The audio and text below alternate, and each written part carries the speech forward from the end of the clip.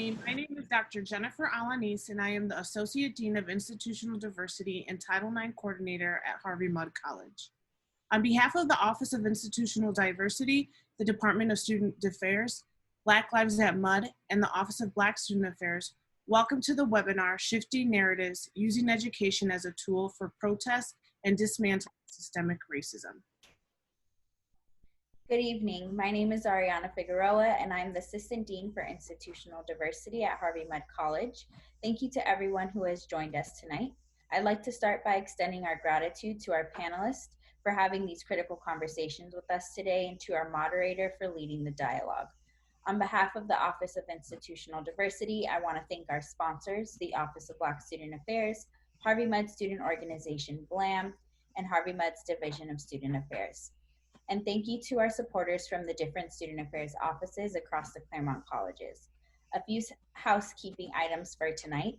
The panel is being recorded and it will be accessible via YouTube next week. You will be able to search it by the panel title. After introductions, our moderator will begin the panel, and following, we will have time for questions. We received over 100 questions from those of you that registered, and although we'd like to discuss all of them, for time's sake, we had to only select a handful to pose to our panelists. There's also a Q&A tab at the bottom of your screen that you can use to submit these questions. I'll now pass it back to Dr. Alanis. It is my pleasure to introduce our panelist and moderator for the evening's webinar. Dr. Bridget Turner Kelly is an Associate Professor and Graduate Program Director of the Higher Education, Student Affairs, and International Education Policy Program at the University of Maryland. Dr. Turner Kelly's scholarship focuses on marginalized populations in higher education, such as women and faculty of color. She has authored over 25 publications and is an award-winning teacher of intergroup dialogue and presents nationally on the topic. Dr. Kundai Chirindo is an Associate Professor of Rhetoric and Media Studies and Director of Ethnic Studies at Lewis and Clark College. Dr. Chirindo is a rhetorical scholar and teacher whose work focuses on how ideas of rhetoric relate to concepts of place and space. By thinking about how ideas of Africa are performed and staged in American public life, Kundai and his published scholarships rethinks core concepts like rhetoric, space, place, social linguistics, epistemology, and the environment that are fundamental in rhetorical studies. Dr. Ana Gonzalez is the Director of the Student Affairs and Educational Justice Program at Claremont Graduate University and the Vice President of Student Affairs and Dean of Students at Harvey Mudd College. With expertise in leading successful student affairs operations, she is committed to fostering greater diversity and inclusion in areas she oversees.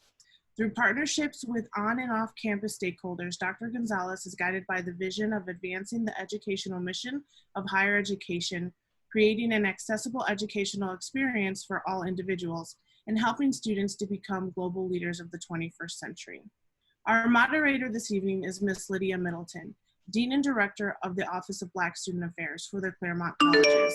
Lydia received her BA from Wesley College and completed her graduate studies in English language and literature at the University of Michigan. Please help me welcome our esteemed panelist and moderator. Lydia, the stage is yours. Hi, everyone. I want to say thank you to the Office of Institutional Diversity at Harvey Mudd for inviting me to be the moderator. And I want to thank our panelists, Dr. Kelly, Dr. Chirindo, and Dr. Gonzalez for being willing to grapple with these topics this evening. I did want to return to the title of the session because I know that a lot of people were drawn to it based on, the complexity of the title and the ambition. So the name of the session is Shifting Narratives, Using Education as a Tool for Protest and Dismantling Systemic Racism. And so what I want to offer is a little bit of centering for what this panel may or may not be able to accomplish in the space of an hour. So first of all, we will not fix racism, but what we will do is engage in a discussion based on the research and work of our panelists who have quite a bit of experience with beginning to address these areas. We'll also provide encouragement for students who are working to make changes at their institutions and beyond, and opportunity for some to think about the work that they can do and to frame some of these concepts for people who wish to make change. So I have a few questions for the panel, and then at the end of the last 15 minutes, I will read some of the submitted questions. There are about 70 of them. So the way that these questions are formed are in order to take pieces of some of those pre-submitted questions, because there are a lot of very similar themes that people wanted to see, as well as some of the questions that are being communicated to us live. So with that, I'll start with the first question. This is a question that requires me to give a little bit of an introduction, and then anybody who's interested in responding can. So although racism and police brutality are not new phenomena, the recent events have shown a light on institutional injustice, and is following a familiar cycle for many of us, where protests are laying bare common experiences of marginalized people, and Black people in particular, and creating a more receptive environment for change, and to varying degrees and results.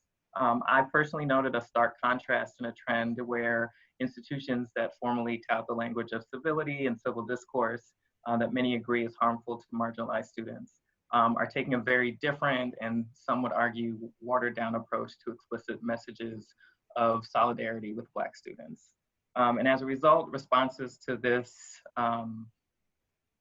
these institutional statements of solidarity are mixed, and some students have questions about whether there is a legitimate and committed approach to making change at the institutional level. So from your perspectives, what are some steps decision makers can take to add weight to their messages of solidarity, particularly since message of support for equity don't always align with dismantling cultures of anti-Blackness at the institutional level? So I'll just jump in because this is something I was dealing with earlier today.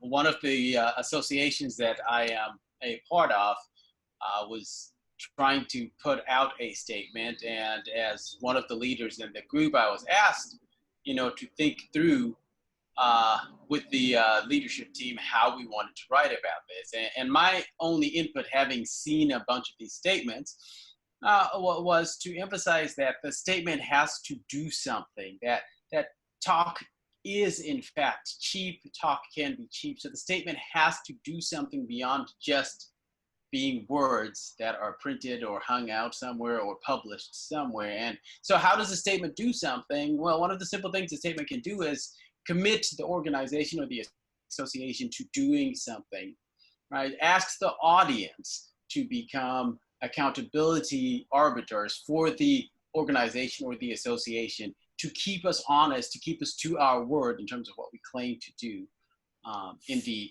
statement. And I just want to add to that. I mean, all of these comments that are important. On the one hand, you want to hear it, and it's great. But then, just like the NFL and when Shanahan talked about, that Colin Kaepernick was totally misunderstood, and this message was misunderstood, and that what happened to him was wrong. And I wrote back right away and said, that's great, but you're the one that fired him. So you're sending this message of solidarity and taking the knee, and all these people taking the knee of this message. But the reality is, what have you actually done to fix what you've done? You created the problem, because him taking the knee was not the problem. Thank you both. I agree wholeheartedly with what you said. The only thing I would add is that as we all identify as people of color on this panel, and are in sometimes leadership roles that are writing these statements, the burden falls on us to then again deal with our own hurt, our own grieving, our own anger, to then have to model what these statements look like. And so I would just ask, this is an opportunity for allies and other folks. You don't have to be a leader to make a statement or to put something out.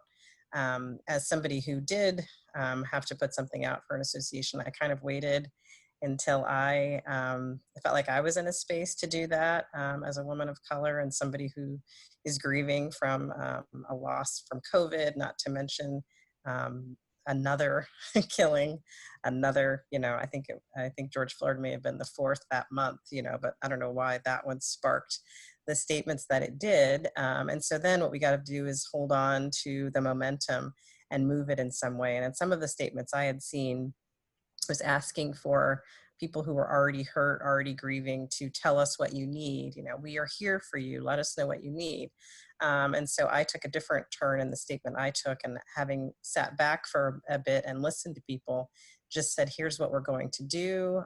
There's also, of course, we will listen to additional needs that come in, but here's what we're already doing. Speaking to what Kunde said in terms of having actions, and then also being accountable, like Anna had said, so that we're doing equity work. We were already at the forefront of some of these things in my case, editor of a journal. And so that was the statement I was writing for the folks who write for us and authors that submit their work. And so I think there has to be some level of integrity in terms of the statement that you're putting out, and it has to hold true to the values that you've already stated, but it also doesn't have to add burden to people who are already hurting.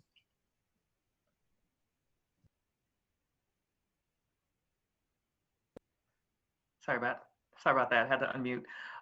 Thank you for your responses to that question. The next question is a follow-up on some of the language that the institutions are using, specifically in an area that Dr. Shirindo is familiar with. Your scholarship addresses rhetoric and the ways that anti-Blackness hides in plain sight in our institutions. So would you be able to share a strategy for ways that we can challenge ourselves and others to explore these ideas in greater depth? That's the one part. And the other part is, are there any considerations that you can give for the impact that this would have on Black students in particular? Yeah, you all know I'm a professor, right? And I haven't had a chance to talk to people a lot, so I might go on for a while, but let me try and get to the two parts of your question right away. So the first part has to do with what I study, which is rhetoric.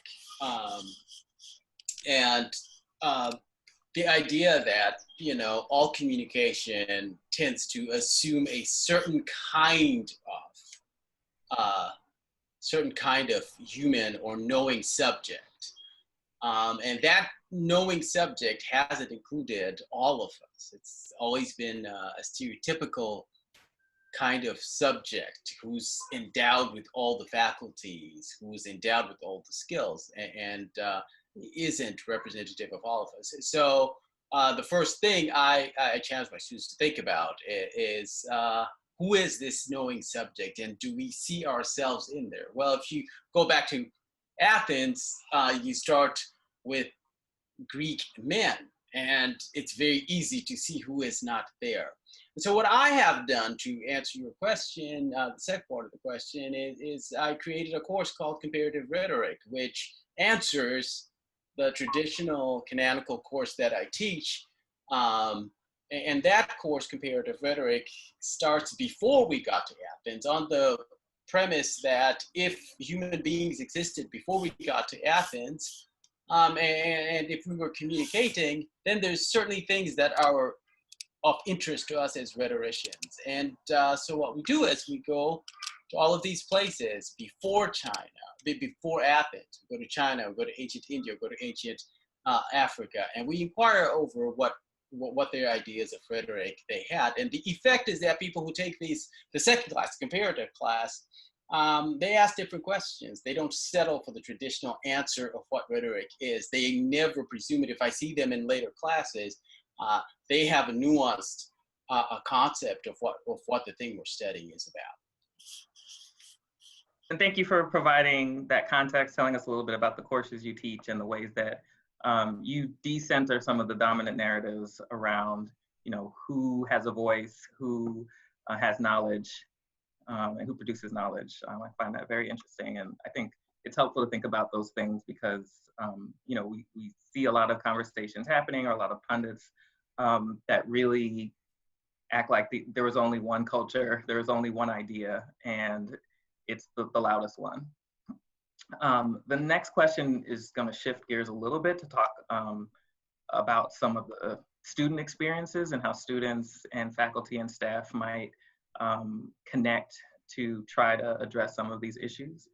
Do you have experience or advice that you can give to students that might be mobilizing right now? I know there's a lot of discussions and conversations that students are having privately and publicly about the ways that the protest movements have activated a lot of their feelings around inequity at their institutions. And I know that in order to be effective, that students need support. They need support from all aspects and the entire environment of the academy in order to do what it is that they have to do in their courses and to be involved in making change. So can you give an example of some of the practices that you engage to encourage and support students that are seeking to make change at the collegiate level?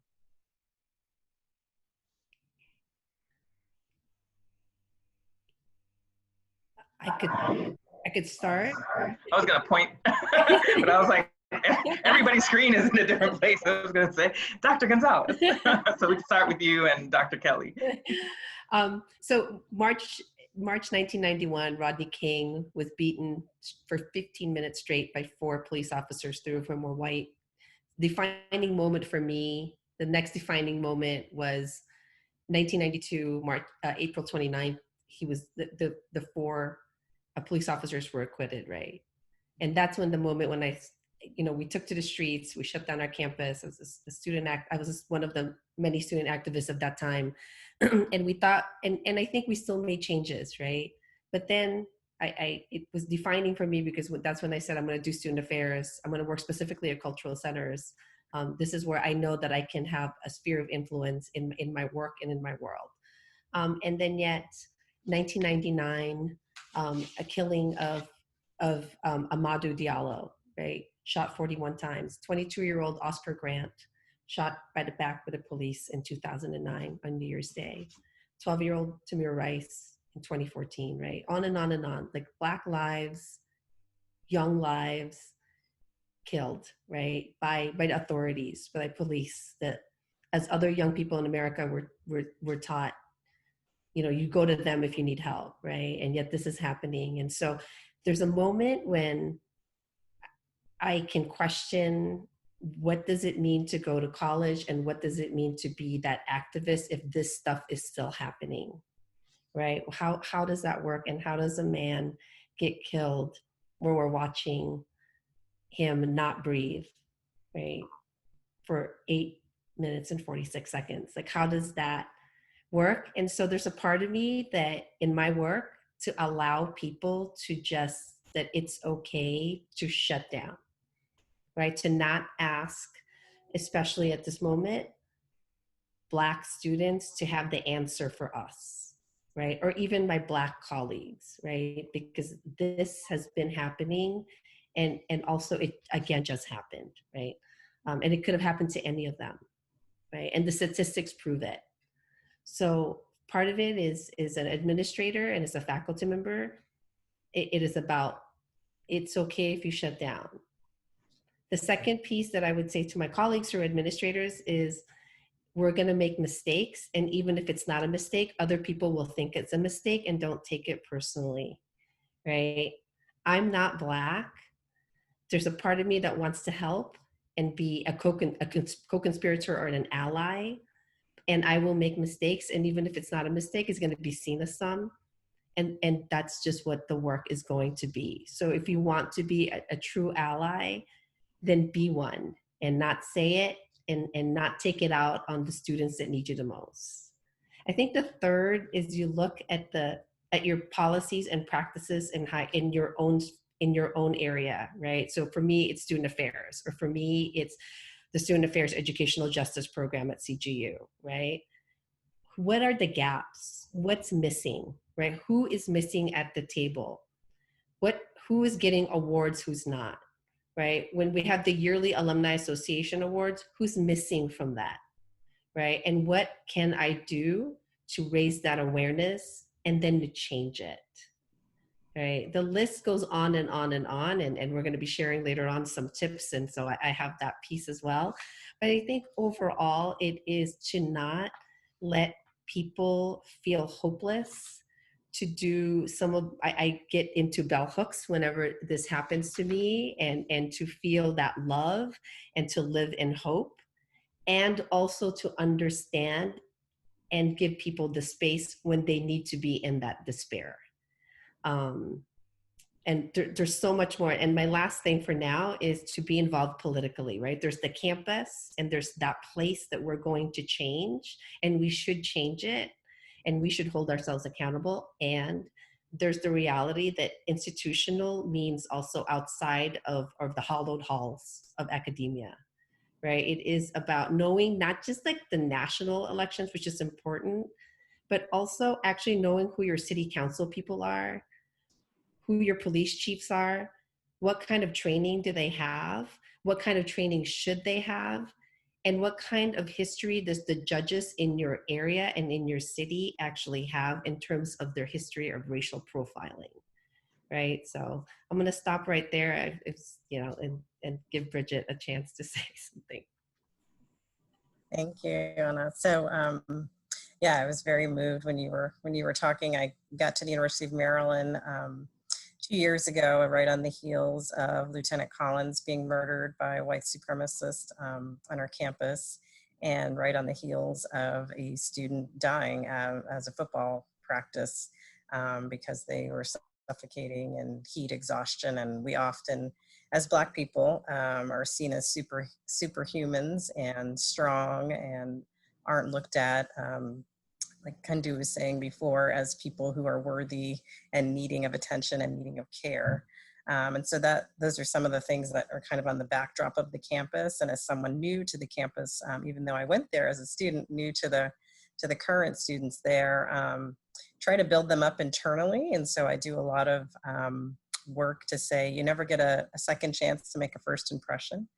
And so if you're there from the beginning and you're there doing the work, and you provide a space where students feel like they can take refuge and come, and as Anna said, just be still and stop, and having to take off the mask and take off the code switching and take off the I'm strong, I can get through this, and just have someone that can shut their door to their office and just listen. In addition, I think being a voice in terms of modeling, so being the person in meetings who's, even with trepidation, standing up to department chairs and deans and saying, this isn't right, I can't continue to work in an environment like this, and being ready to leave if things don't change. Teaching and the things that I teach, history of racism, history of exclusion, intergroup dialogue, and having students, because for me as a student, it was transformative to learn that I wasn't crazy, that there was things like racial identity development, and there were models out there of coping mechanisms that I could learn. People had gone through the things that I had gone through as a student. And so to be able to educate folks and to give them those resources so that they can be empowered and inspired, and just have their internal fortitude built up, are some of the things that I do. And then just by virtue, as I said, of being a woman of color and being a Black woman, and walking on campus and being a leader on campus, and having that be a model, and students, again, see my actions and never get a second chance to make a first impression. So they see me showing up at meetings, they see me showing up with our Office of Diversity and Inclusion and working with them as a liaison. And so they see me in spaces where they don't have to wonder where my values are, because they're plain and front. I put things on my door so that even walking by, they know that this is a space that they can come to, a brave space that they can come to, because sometimes it's hard to even know, just because you see the color of someone's skin, or just because I'm Black and they're Black, doesn't mean we're always gonna approach the topics in the same way. So making sure my values are upfront and open, so people can decide if that's a space that they want to engage in, and that they feel like they can be them authentic selves in that space. And so much of campuses are, hostile, and people feel like they're looking for that refuge and don't have to just look for it in offices like Anna's and Student Affairs, or offices like yours and the Black Student Affairs, but that there's faculty out there also that they can turn to. So I'll stop there. Dr. Trindo, did you have anything to add? No, I mean, they covered it all. I had notes of how I would answer the question, and all it was said. Great. So along the lines of thinking about institutional commitments to equity, I think it is very important that students are easily able to find allies and support, and that we make it clear that our offices and our units are committed to doing this work. Could each of you, share some perspectives about the ways that, particularly for a small, private, predominantly white institution, that the way these places can adopt a more anti-racist and justice-based framework? You don't have to give a framework or share one, but maybe one or two per person from an academic and/or student services standpoint. I'll just jump in here because I know I'm at a big public research university, but I started my career at a somewhat smaller school in the University of Vermont in Burlington, Vermont, and always fights with Maine, I think, to be the whitest state in the union. And so there was probably 96% white faculty, staff, administrators, students on campus. And again, I identify as a woman of color and a Black woman. And so one of the things that was really exciting to be in that space and see over a number of years when I came into the program, there was one or two Black students in our program. I work with graduate students. And by the time I left that institution 4 years ago, the student body was 50% students of color, again, in Burlington, Vermont. And the staff in the student affairs unit was 30% people of color. And so backtrack, how did that happen? And I think they still consider themselves in that program pretty anti-racist and do a lot of great work. Was getting white folks to talk to white students and academics and faculty and say, here's models of white racial identity development. Let's start a book club. Let's start webinars like this, and let's educate. And then I love what Kundu said, and then we held people accountable to that. So if you say you're anti-racist, if you say that you're going to work on your white identity development, where are the benchmarks, both in your hiring, whether that's students, whether that's assistantships for students, or whether that's staff, where can we see that? And so we did that. My partner and I did that. It was in student affairs at the time, kind of this multi-pronged approach. And we're really able to show that you can have an anti-racist environment in an overwhelmingly white university and still be successful if you put the time into it, and if you have the buy-in from, as we did, the dean of students, the vice president, the provost. I think people were looking for how to do that, but weren't quite sure. And I think we gave them permission, or we told them, if you are an excellent program, in my case, if you are the #1 program in your area, how can you be excellent and not be diverse? Those two things cannot coexist. And so I think just pushing for those kind of things.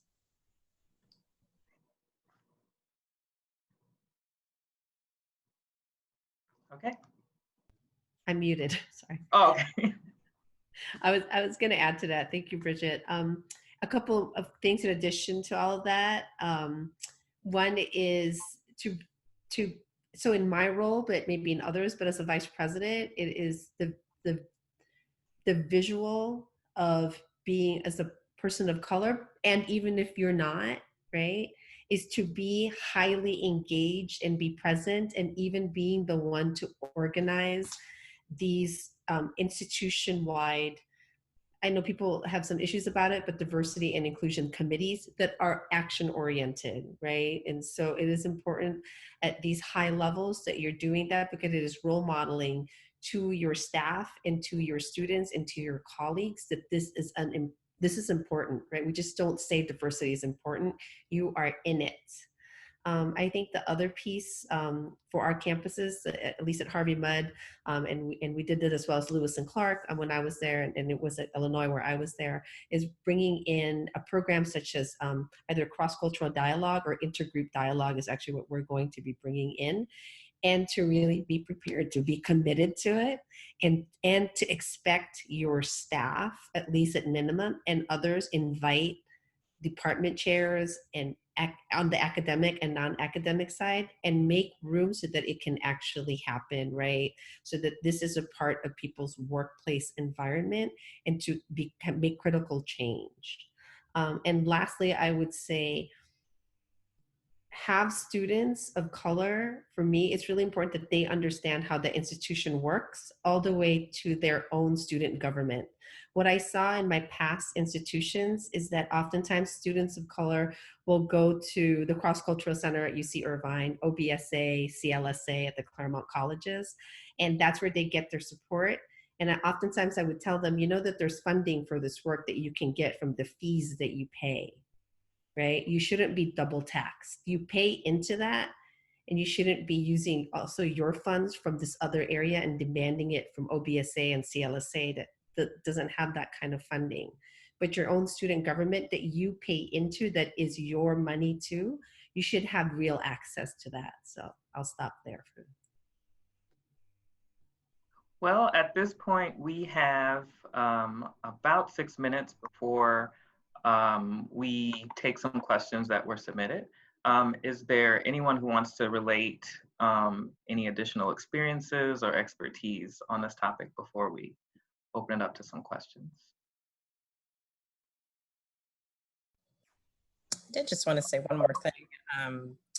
One of the things I really loved, as I said, of coming to a place like the University of Vermont and really diversifying the student body and the staff was then when we get into the intergroup dialogue that Anna just talked about, then it really is intergroup, right? And we all represent many different identities. But one of the things I always love for students is to allow me to teach and allow me as the faculty member to educate and to not put the students, particularly the marginalized students, the students of color, in the role of having to be the educator. And so part of that is because I didn't feel like I truly got educated until I got my PhD and really understood theories of race and critical race theory and marginalization. And so I wanted to be able to tell students that I don't expect you, just because of your marginalized identity, to know how to solve racism or to even know what white supremacy is or to understand sexism.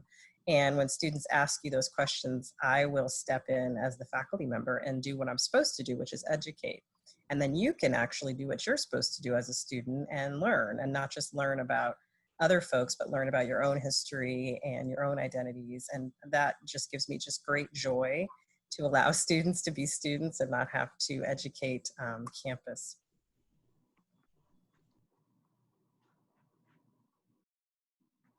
Anyone else? Okay, we have a lot of questions, so I will ask them for as long as my time allows.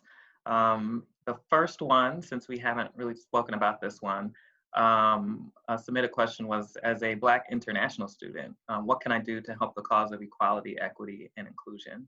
Because a lot of our conversations have really centered United States experiences, and anti-Blackness is global. So a lot of the experiences that students might be having that are from countries outside of the United States might mirror those in the United States, but there's still a very marked cultural and ethnic and experiential difference. So could you shed a little bit of light on that?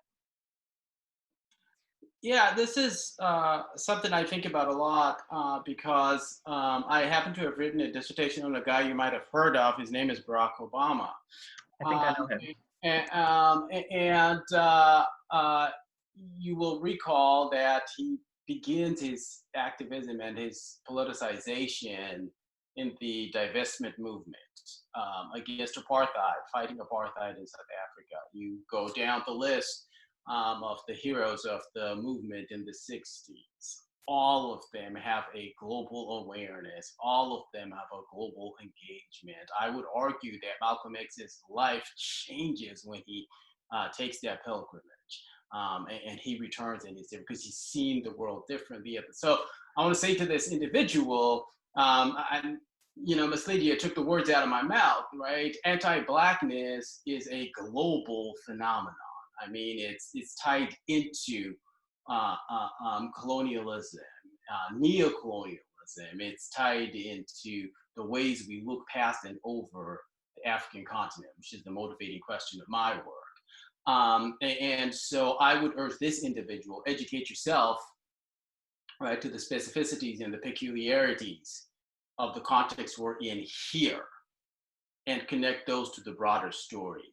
And this, I mean, when you read people like Frantz Fanon, when you read Achille Mbembe, when you read all of these great post-colonial thinkers, Stuart Hall, this is the precise work that they're doing. They're thinking about it here locally and also seeing the connections of anti-Blackness and anti-humanism really across the world. So your perspective as a Black international student and having experienced the way that anti-Blackness travels with you around the world is a really unique thing to add to the mix of the community that you're a part of. Thank you. So I think now I'm going to take one of the live questions. One person asked, how can we go about pushing for curriculum changes? And I chose this question because each of you has faculty roles as well. So as far as curriculum changes, for example, if a major's core requirements are largely Eurocentric / Western centric, are there ways that we can push to change that at our school?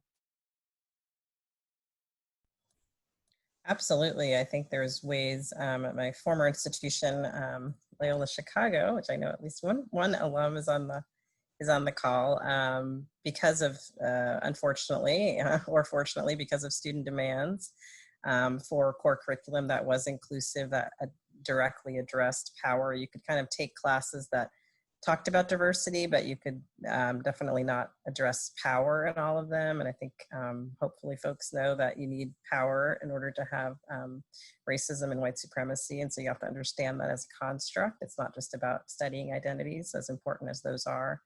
And so we're able to really mobilize and convince the provost. People don't like to be embarrassed. So sometimes peaceful protests, when they have a clear vision, they have support from staff, they have support from faculty, alums, can make a difference. And so now they are including a course similar to like an intergroup dialogue that really centers power as part of their core curriculum, which took years to do. And so sometimes students aren't around to see the fruits of their labor.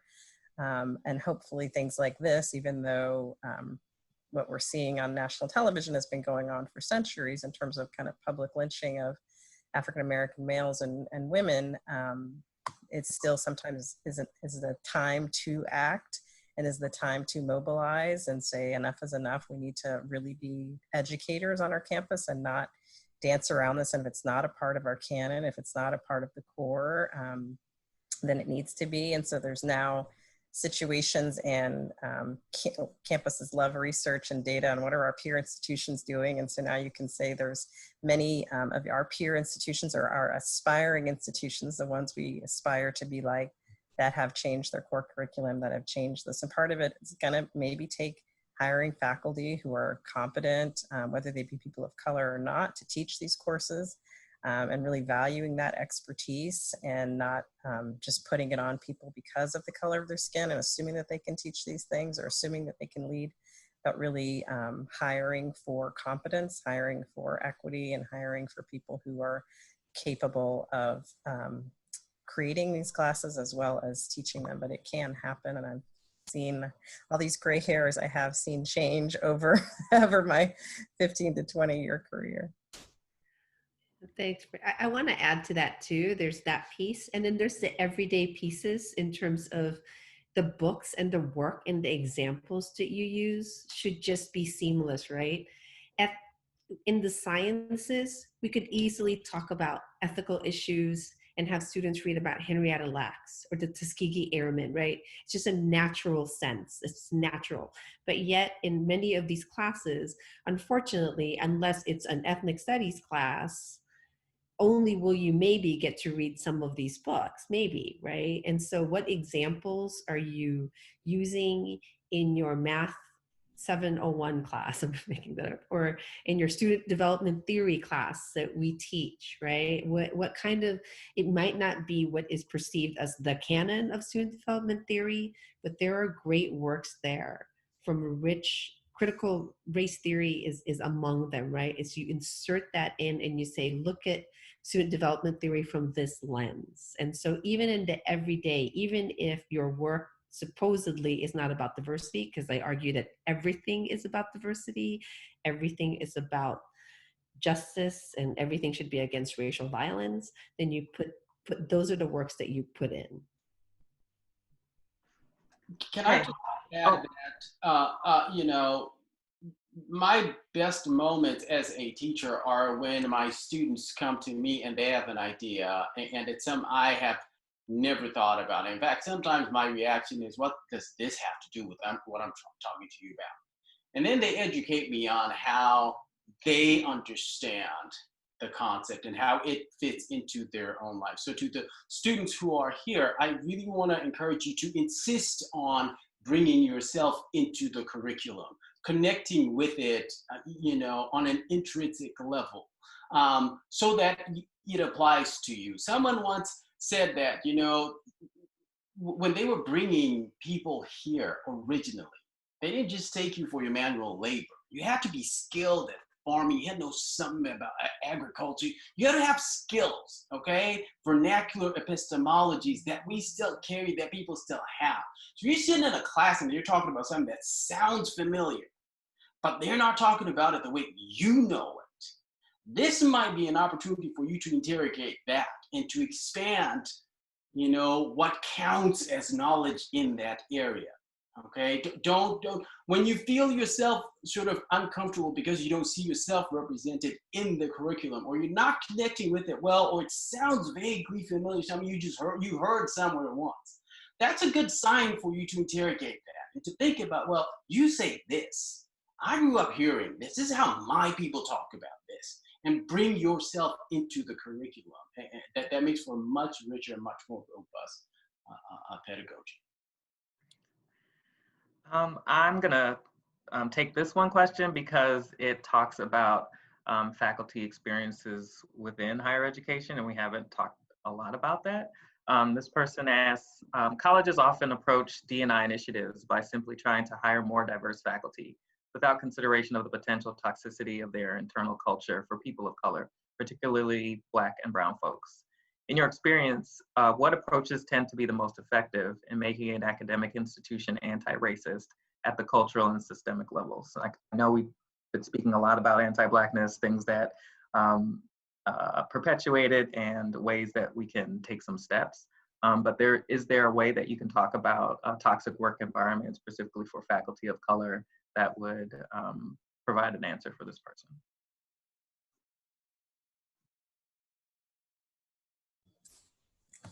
I can jump in, and then I'm sure my colleagues have their opinions too.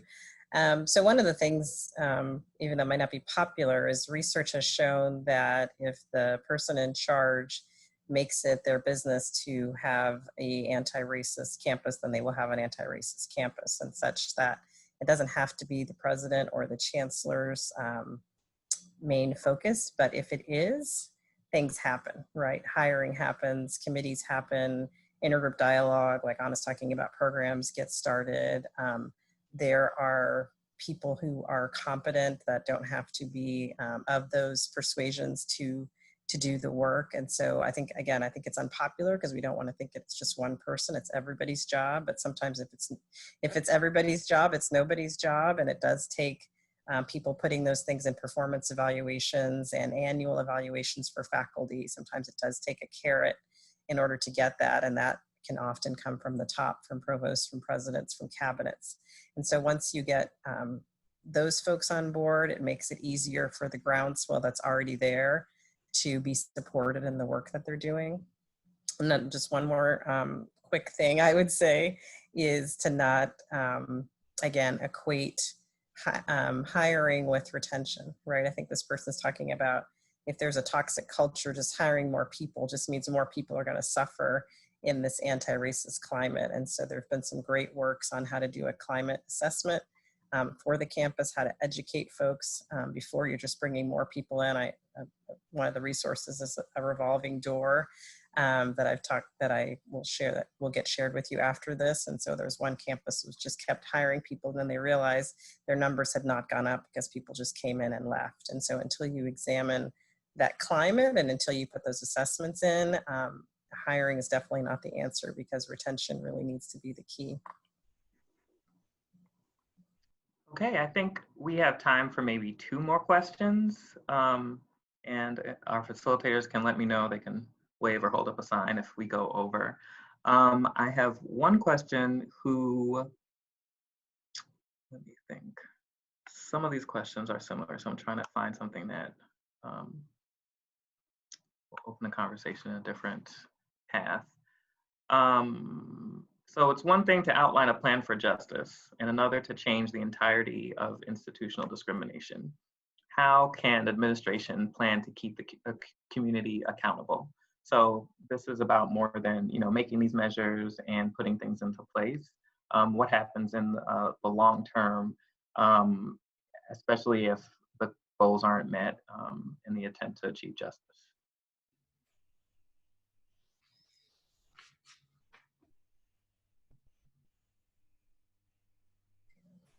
I think sometimes, again, people may wait people out, like with students, if they have some activists that might be like, oh, in 2 or 3 years, these students will have graduated and we can stop. But one of the reasons I wanted to become a tenured faculty member is because I want to wait some of these folks out who need to leave, some of my colleagues who need to leave in terms of faculty or administrators. And I think it takes, at least for me, having tenure where I feel like I have the academic freedom to challenge and to step in the way, because people have stepped in the way for me when I didn't have all of the power that I felt like I needed to address a situation.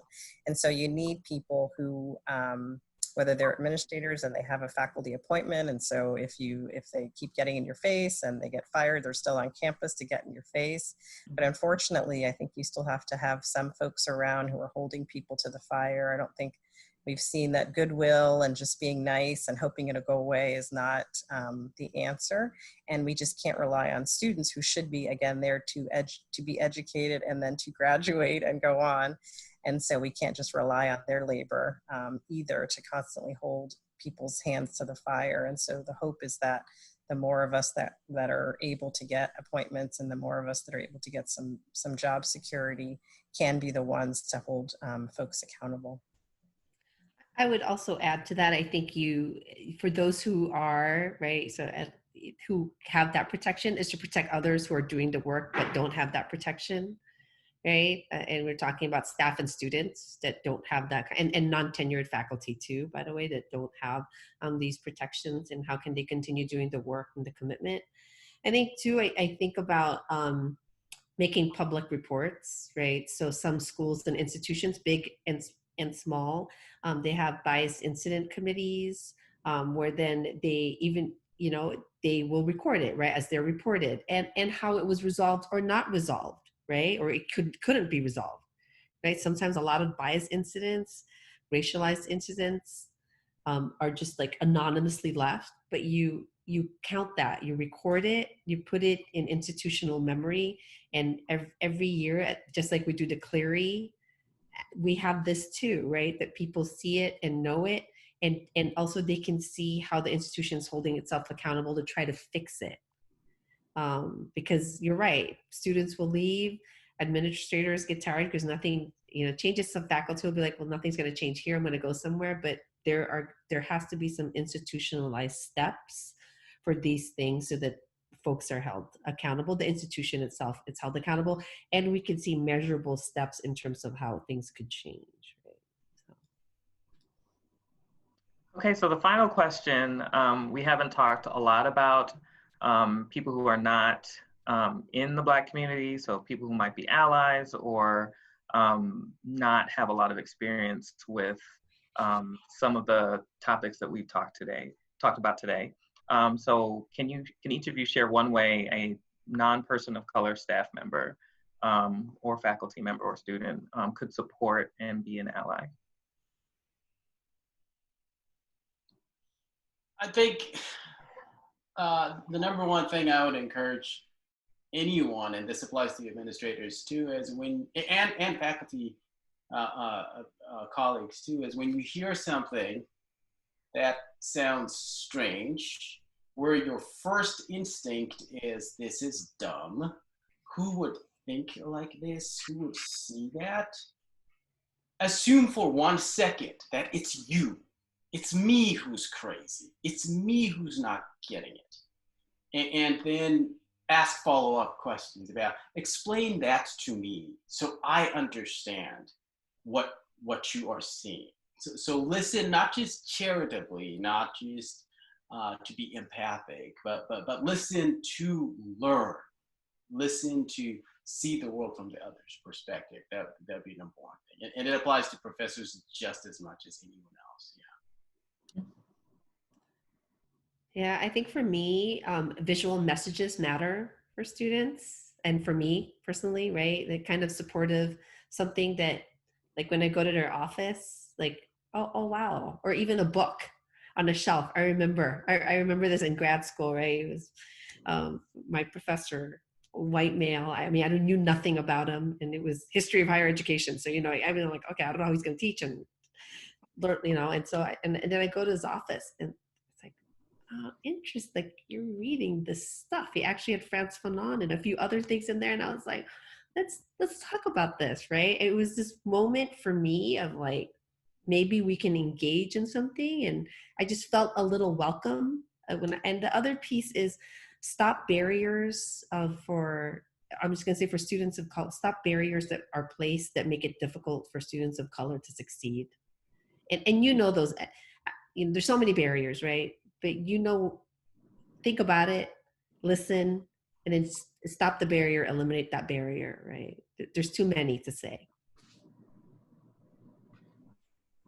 Yeah, I think I'll just, for me, there was a colleague who I had stereotyped as maybe not being as educated or as interested or needed to be around issues of race, particularly this person was, a tenured professor and administrator on campus as well. And I went to my first diversity committee meeting, and this person was there, and I was like, "Huh, are they on the committee?" Nope, they just came to listen. And then I went to another session related to international students, and this person was there, and I was like, "Huh, this is interesting," and then was able to talk to that person and just see their commitment. And so again, that you never get a second chance to make a first impression, and so that stopped my stereotypes. It stopped my barriers to seeing this person as an ally, and just the fact that they showed up. So I would just say, show up, educate yourself. If it's something that you need to go to, if you're something that you think, oh, that's not for me, that's on race,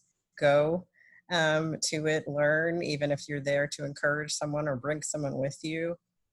And then one of the things that I really, really highly value is we're in a meeting and it seems like a big elephant in the room in terms of a diversity issue, in terms of a hiring issue or a money issue. And I feel like, I'm gonna have to be the one to say, what about students of color? What about faculty of color? What about race here? What about sexism?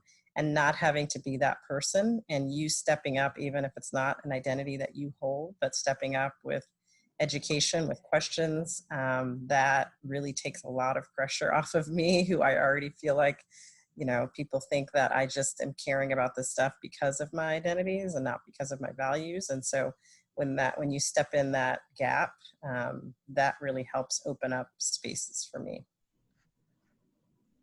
Well, along the topic of resources and self-education, again, we appreciate you being here, and there will be resources sent out to all the participants, some of which comes from my office and others that have been compiled by OID on behalf of those who wish they could have been here, those who are here, and the campus as a whole. I would like to thank our panelists, Dr. Shirindo, Dr. Kelly, Dr. Gonzalez, the Office of Institutional Diversity, Black Lives at MUD, and those of us in the community that really were interested in engaging in this conversation. We hope it's not the last that we get to have, and we also want to make sure that students understand this is an ongoing need that we recognize and that we need to do more work. So thanks, everybody.